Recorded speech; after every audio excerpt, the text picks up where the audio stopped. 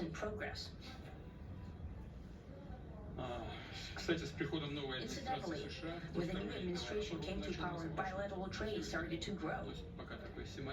This is still very symbolic. Still, we have a growth of 20%. As I've said, we have a lot of dimensions for joint work. It is clear that the U.S. and Russian investment and business cooperation has tremendous potential. Russia and the U.S. can offer each other so much in trade, digital, high-tech, and in space exploration. We see that Arctic cooperation is also very possible, and our international context, for example, between the Far East of Russia and the West Coast of the U.S. Overall, it's very important for our countries to turn the page, to go back to cooperation. It is symbolic that not far away from here, the border between Russia and the U.S., there is a so-called international date line. I think you can step over, literally, from yesterday into tomorrow. And I hope that we'll succeed in that, in political sphere.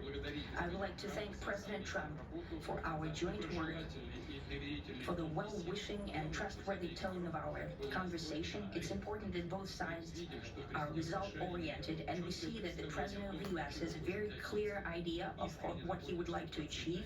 He sincerely cares about prosperity of his nation.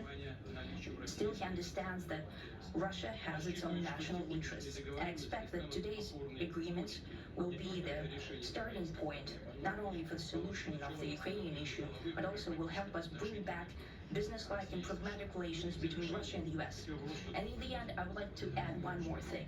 I'd like to remind you that in 2022, during the last contact with the previous administration, I tried to convince my previous American colleague that the situation should not be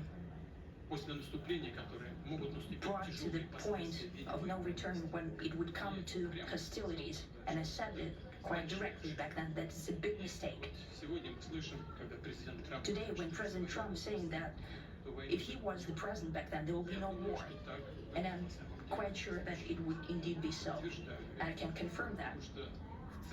I think that overall, me and President Trump have built a very good business-like and trustworthy contact. And I have every reason to believe that moving down this path, we can come, and the sooner the better, to the end of the conflict in Ukraine. Thank you. Thank you. Well, thank you very much, Mr. President. That was very profound, and I will say that I believe we had a very productive meeting. There were many, many points that we agreed on. Most of them, I would say, a couple of big ones that we haven't quite gotten there, but we've made some headway. So there's no deal until there's a deal.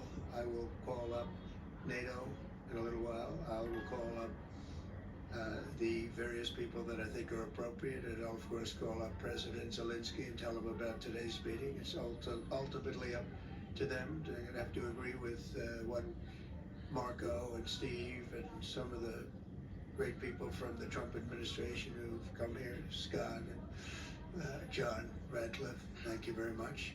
But we have some of our really great leaders. They've been doing a phenomenal job. We also have some tremendous Russian business representatives here, and I think everybody wants to deal with us. We've become the hottest country anywhere in the world in a very short period of time, and we look forward to that. We look forward to dealing. We're going to try and get this over with. We really made some great progress today. I've always had a fantastic relationship with President Putin, with Vladimir. We had many tough meetings, good meetings. We were interfered with by the Russia hoax. It made it a little bit tougher to deal with, but he understood it.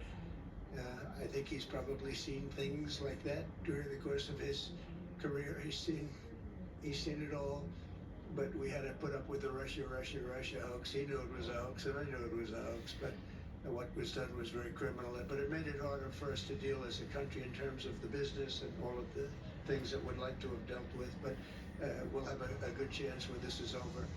So just to put it very quickly, I'm going to start making a few phone calls and tell them what happened. but we had an extremely productive meeting, and many points were agreed to. There are just a very few that are left. Some are not that significant. One is probably the most significant, but we have a very good chance of getting there. We didn't get there, but we have a very good chance of getting there. I would like to thank President Putin and his entire team, whose faces, who I know in many cases, other than that, whose faces I get to see all the time in the newspapers. You're almost as famous as the boss, but especially this one right over here. But we had some good meetings over the years, right? Good productive meetings over the years, and we hope to have that in the future. But let's do the most productive one right now. We're going to stop really 5, 6, 7,000, thousands of people a week from being killed, and President Putin wants to see that as much as I do. So, again, Mr. President, I'd like to thank you very much, and we'll speak to you very soon, and probably see you again very soon. Thank you very much, Vladimir. Next time in Moscow. Oh, that's an interesting one. I don't know. I'll get a little heat on that one, but I can see it possibly happening. Thank you very much, Vladimir. And thank you all. Thank you. Thank you. Thank you so much.